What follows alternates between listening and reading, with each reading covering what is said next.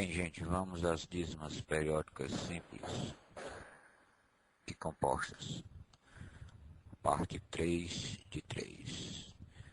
Como determinar a fração geratriz de uma dízima periódica composta?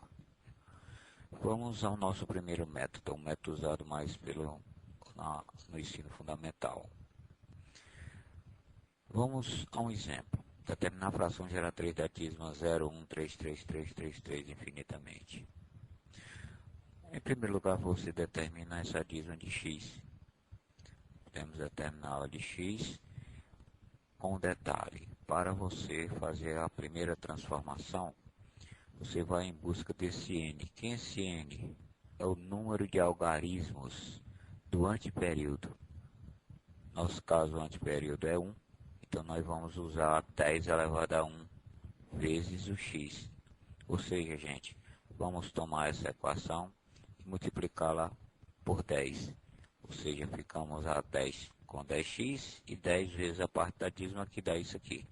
Então, nessa nossa primeira passagem, 10x é igual a 133. Transformamos a dízima em a dízima periódica composta em uma dízima periódica simples.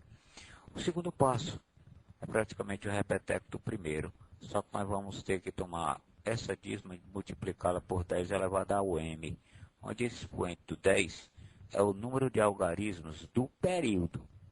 O nosso período aqui é 3, então nós vamos multiplicar também, no caso, o passo 1 por 10, porque 10 elevado a 1 é o próprio 10, ficamos então com 10 vezes 10x, que passamos a ter 100x, e a parte periódica multiplicado por 10 fica a ser 13,333, uma dízima periódica simples. E aí, gente, para finalizar, é só você fazer a diferença da maior parte, no nosso caso da 2, pela menor, que é a 1. Fazendo essa diferençazinha na vertical, olha só, ficamos com 90x igual ao 12, que já é a parte periódica eliminada. Ó. Isolando então x, ficamos com x 2 sobre o 15. E 2 sobre o 15, gente, é considerado então a nossa fração geratriz. Então, esse nosso primeiro método. O nosso segundo método já é um método usado no ensino médio. Novamente, vamos denominar a mesma dízima, para justamente se comparar os dois casos, ou os dois métodos. A mesma dízima composta, periódica composta, 0, 1, 3, 3, 3 e assim por diante. A princípio, você denomina essa dízima de x, conforme está chamado, em forma de soma. E a seguir você a escreve em forma fracionária. Veja bem, ficamos com o período, ou melhor, com o antiperíodo, escrevemos em forma de fração, olha só. E aqui você tem a escrita ou a redação dos períodos em forma fracionária.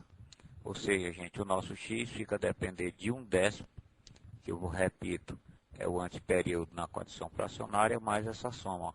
Veja bem que essa soma, gente, nada mais nada menos é uma dízima, é uma progressão geométrica infinita, em que o seu primeiro termo é 3/10 e o segundo termo de a razão é 1/10.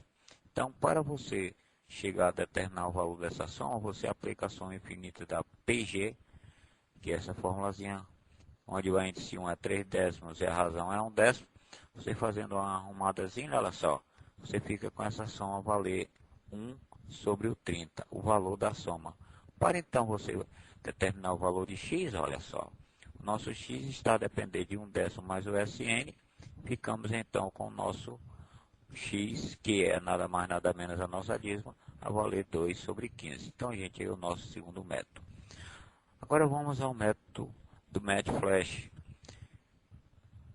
O MATLAB é o nosso esquemazinho que, para as dízimas periódicas compostas, como é que você procede? Nós temos que uma dízima periódica composta depende de uma parte inteira, do seu antiperíodo e de um período. Como você escreve essa fração geratriz?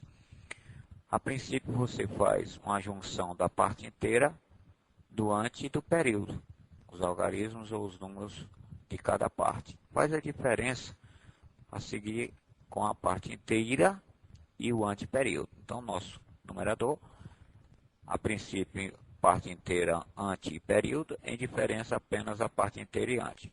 Problema de 9 ou 9 no denominador. O número de 9 ou 9 é comandado pelos algarismos do período.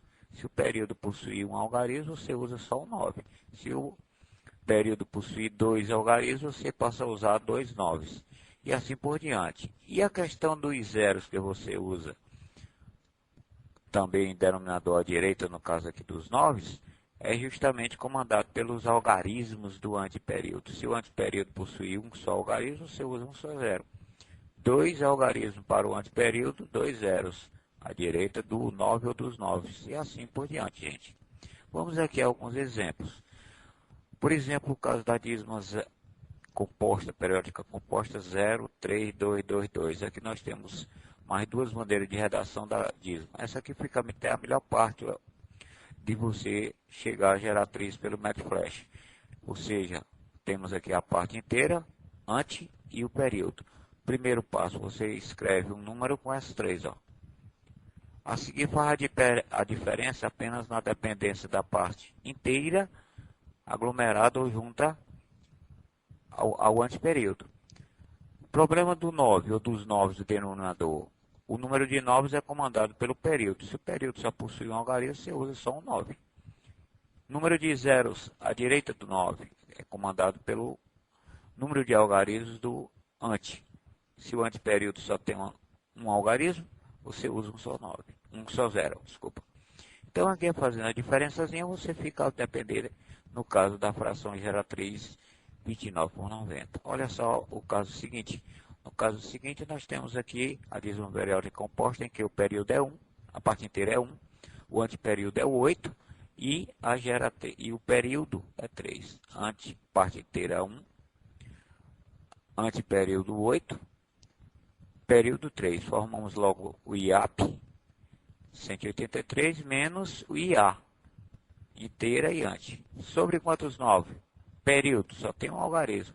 Nós repetimos ou usamos um 9 apenas. Anteperíodo, também um só algarismo. E aí, gente, operando essa diferençazinha, você chega a geratriz 11 sobre 6. Para conferir, é só dividir 11 por 6 que você obtém. Finalmente, aqui nós temos uma dízima em que a parte inteira é 2, o anteperíodo é 14, está localizado entre o período e a parte inteira, e o período é o 27. A princípio, você escreve logo todo mundo, IAP, em diferença IA. Quantos noves? Olha só, o período agora, ó, são 2 algarismos, que é o 27. 2 noves para cá.